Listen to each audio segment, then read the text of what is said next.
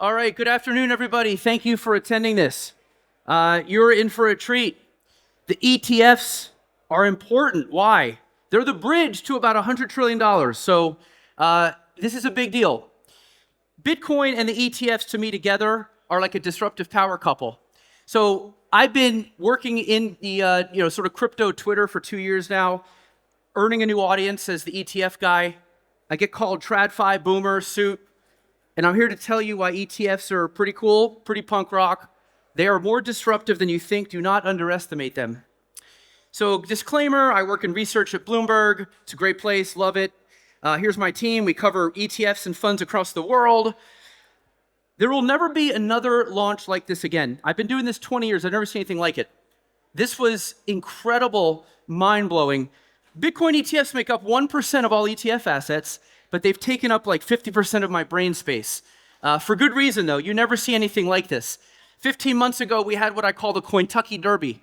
This is where the SEC lined up 10 different ETFs at once. That never happens. So as an analyst, this was a fascinating experiment. Who's going to win? Will it be BlackRock, Fidelity? What's the fee? What are the fees going to be like? So this, everybody loves a horse race too, right? It was big from the get-go. So after the first 50 days of trading, IBIT, this is an all-time list. IBIT took in the most money after the first 50 days by far. Number 2 is FBTC. 4 Bitcoin ETFs are in the top 10. Again, astonishing, right? This is the first 50 days. This chart, probably the craziest chart. If you rank all 10,000 ETFs ever launched in the world at the fastest to 50 billion, IBIT got to 50 billion in 227 days.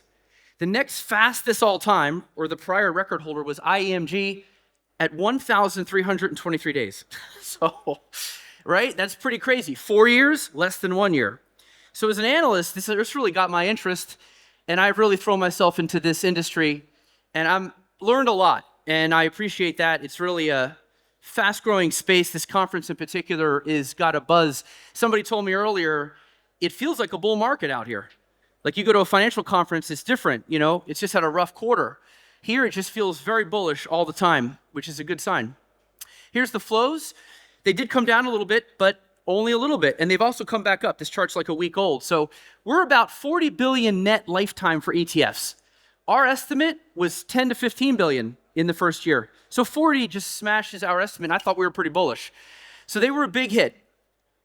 And they now own more Bitcoin than Satoshi. 1.1 million in a year. So if you're in the Bitcoin space, I don't know why you wouldn't care about this. This is a lot of Pac-Man gobbling up a Bitcoin, I would say, right?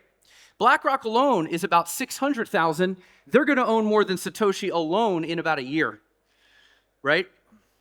Why are they such a hit? What's the big deal? Well, A, they waited 11 years for approval, but B, they're dirt cheap. 20 to 25 basis points fee for an ETF. And there's no spread. You go to some of these exchanges, you get charged like 1% commission when you trade. This is 1 BIP all time every day.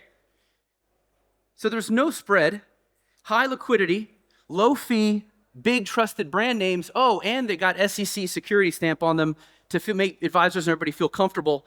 That's a powerful combination. You put all that together, you're going to see flows. Then you have a nice run after they launch, and look out. That's how you have a record-breaking launch of an ETF. Right now, Bitcoin ETFs own about 5% of all the Bitcoin, maybe 10% of the float, since half the Bitcoin's kind of stuck. They own 9% of stocks, 4% of bonds, 1% of gold. So ETFs own more Bitcoin than they do gold and bonds already. And they've been out doing that for 20 years. So at some point, ETFs are going to own more of this world than they do any other asset class. So we are joined at the hip, whether we like it or not. The trading volume also was massive. Look at GBTC trading versus when the ETFs came out. Obviously, boom. Why is volume important? It's not assets, I get it, but volume is big fish bait. Institutions won't buy anything unless there's a lot of liquidity. And IBIT in particular trades 2 to 4 billion a day. That's big boy liquidity. They don't want to be seen. They don't want to move the market. So they like that a lot of liquidity. And these served it up from day one, really. They also did well with institutions right off the bat. If you look at all the institution types, every single one now is represented in the 13F filings. And so I show you that those are all the launches on January 11th last year. You can see the Bitcoin ETF's number of 13 filers is just absurd versus a normal launch. Right now, they have about 1,400 different institutional holders. A normal ETF after a year would have like 10.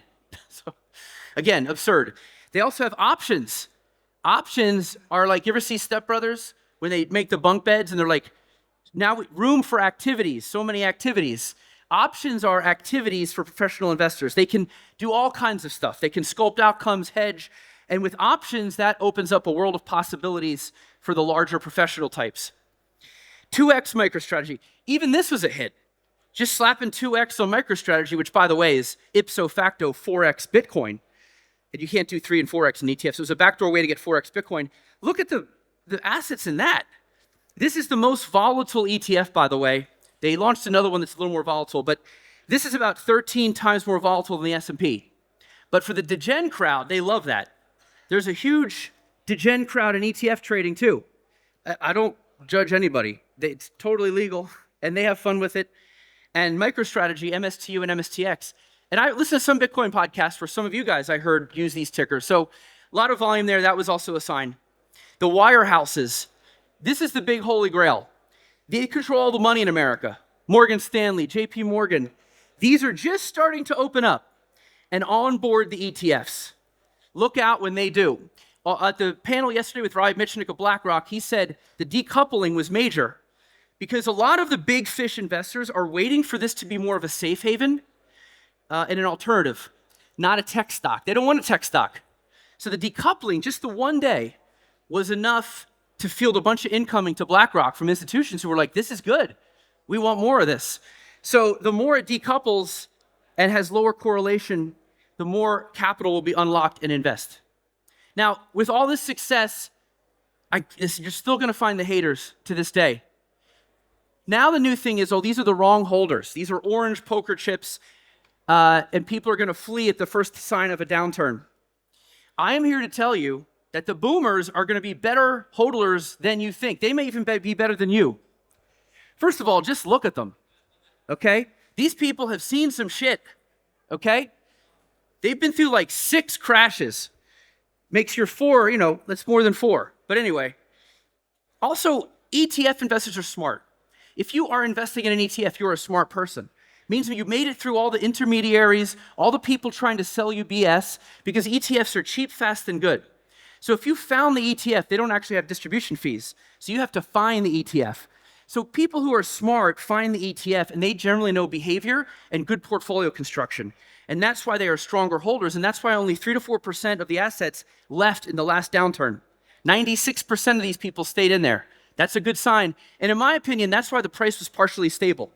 I think Michael Saylor and the ETFs bought up, about 1 million Bitcoin over the past 15 months. Who they buy it from? The dumpers. FTX refugees, GBTC unlock, governments who confiscated it and didn't want it. So they took bad owners and made good owners, and I think that's going to help with the stability. Because the modern portfolio looks like this. I know you guys are all crypto, most of you, but the normal person, I guess, or the average investor, would have 85% in like 60-40 cheap beta. And that makes them feel good, but it takes 30 years to compound. They want to have fun on the side. They want to spice it up a little. So Bitcoin does fit there, also fits as an alt, but I'd say for now it's more hot sauce. And the reason you want to think about the boomers is because they have all the money. This is who owns the stock market in America. 70% of the stock market is owned by people who are boomers or older. I'm Gen X, and we own 27%. It's pretty good. But I would say the younger you are, the more likely you are to use ETFs and crypto. So both of us have tailwinds driving both of our, vehicles rather, or in your case, an asset class. So as the boomers pass down some of that wealth also, it could be good for the ETFs because they are preferred over mutual funds by younger people. And here's the volatility I was talking about. When the ETFs launched, look, the vol didn't go down, but the volatility of the volatility stopped. So at least it's something. I would look for that number to continue to fall in the future. By the way, the other thing is, you don't have to cry every time there's a downturn or outflows. Everybody freaks out. It's going to be 2 steps forward, 1 step back. There was one outflow from ARK in like the second month, and the outrage on Twitter, I'm like, geez, get a grip. So calm down a little bit. look at this as a 5-year thing. There'll be outflows here and there, but net, they're going to see inflows in this category as it grows. ETFs are just as disruptive as Bitcoin and should not be underestimated. ETFs have several advantages. I'm not going to read them. I'm time limited here, but these are powerful advantages. They're also, the standardization of all asset classes. They're flexible, democratic. Everybody gets charged the same fee, and they're freedom. Again, they're very easy to use. ETFs are based off of a commodity warehouse receipt. So we come from the commodity world in a way. Used to be you traded commodities, you had to move soybean oil back and forth. Then they made a commodity warehouse and said, hey, you can store your soybean oil here. I'll give you a receipt. Then commodity traders could trade the receipts back and forth without having to move a bunch of physical soybean oil. So that commodity warehouse receipt concept was just applied to stocks and bonds. Instead of a warehouse, it's called a custodian. And instead of a receipt, it's called shares. So that's why SPDR is the first ETF, S&P Depository Receipts. So when we were, some people are like, oh, this is paper Bitcoin or IOUs. Every Bitcoin in IBIT is with Coinbase. It's 1-for-1. It's basically like futures, but with physical backing. Again, another reason they took off. ETF growth is massive. Not as massive as your world, but 32% growth last year in assets is pretty damn good for an industry that's 30 years old. If you guys are doing 32% growth at year 30, I think you'd be happy. We project 35 trillion in assets into ETFs, and crypto will be part of that. It won't be like, dominating, but it will be a nice slice of this growth. There's also a ton of launches in ETFs.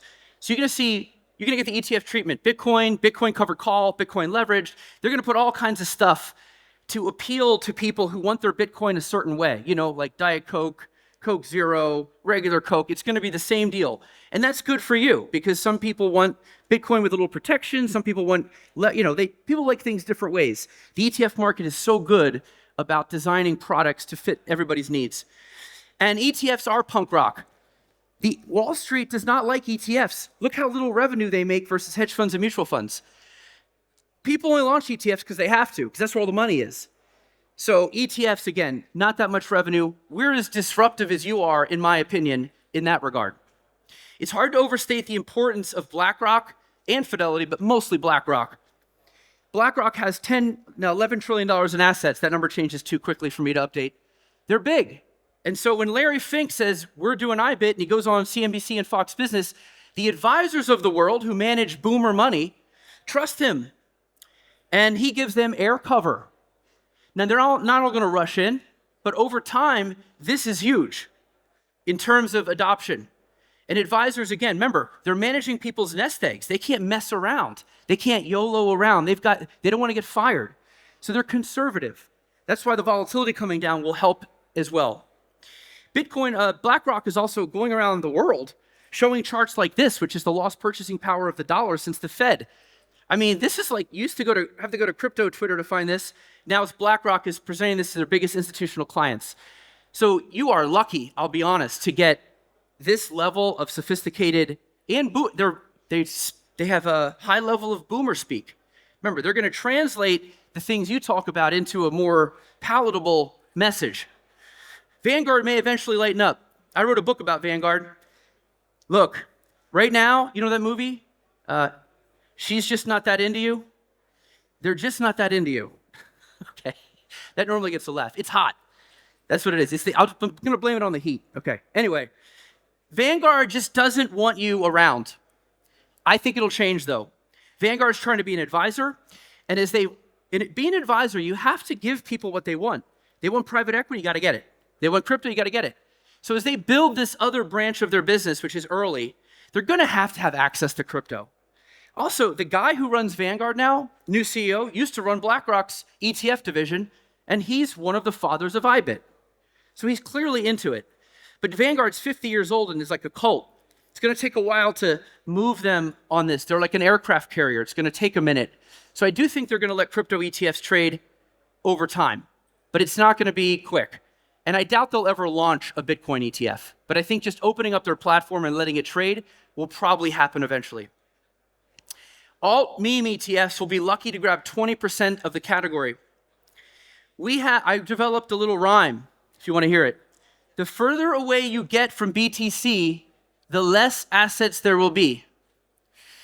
I just don't see much going on. When the Ether ETFs were launched, I referred to them as the opening band having to follow the headliner. And I think I said small potatoes.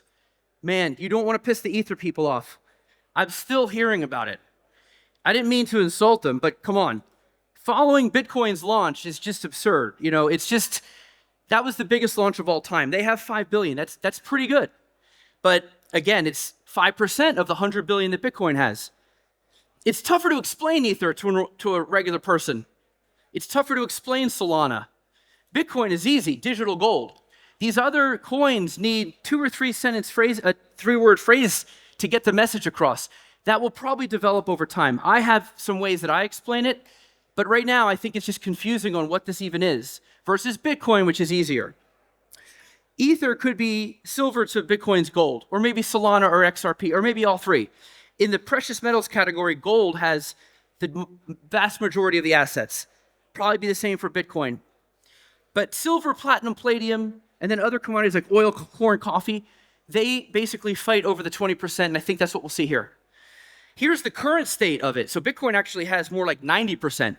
I do believe that will be eaten into a little bit. The more coins that get launched, the more energy put behind those coins. But like I said, spot Bitcoin ETFs is just such the shit. And everything else I just think will be really, they'll get theirs, but it's not going to be anything like the phenomenon that this is. Now, we have 72 new crypto ETF filings. Okay, as soon as Trump won and Gensler was out, literally when he was going to the parking lot to get into his car, they just filed like 100 ETFs. They were like, oh my God, fine, the cat is gone. So you have Dogecoin, Litecoin, Solana XRP, Bonk, Trump coin, Melania coin, 2x Melania, I'm not kidding. So they're going to throw everything, I call it the spaghetti cannon. They're going to throw everything at the wall and see what sticks. There will be one of these coins will go on some ridiculous tear, and it's going to have such a shiny object moment that people are going to go, ooh, that's cool. So you will find one will have its day in the sun. But again, this will be small potatoes in assets versus Bitcoin, but it will definitely get a lot of coverage because it's new, it's interesting. And so we do think this summer we'll probably see XRP, Solana, Litecoin approved by the SEC in spot format. The other one's hard to say, although again, as I said in the stage yesterday, I don't know how you don't approve a Trump coin ETF when that's literally your boss. Because if the SEC says, oh, this isn't suitable for retail, I mean, what does that say about the coin itself? It's a weird pickle the SEC chairman is in there. So I just think they have to lean on the side and just let it all out. And Hester Peirce, who is probably one of the bigger voices in the SEC now, is a true libertarian. She wants to give people choice, but just disclose all the risks. So I do think we'll see a lot launched. And it should be very exciting. And it's really, I always say ETFs, there's never a dull moment, but in crypto, truly never a dull moment. And so with that, here's a couple ways to find me on Twitter. I have a TV show and a podcast all about ETFs if you want to learn more. And I wrote 2 books. And with that, I want to thank you for your time.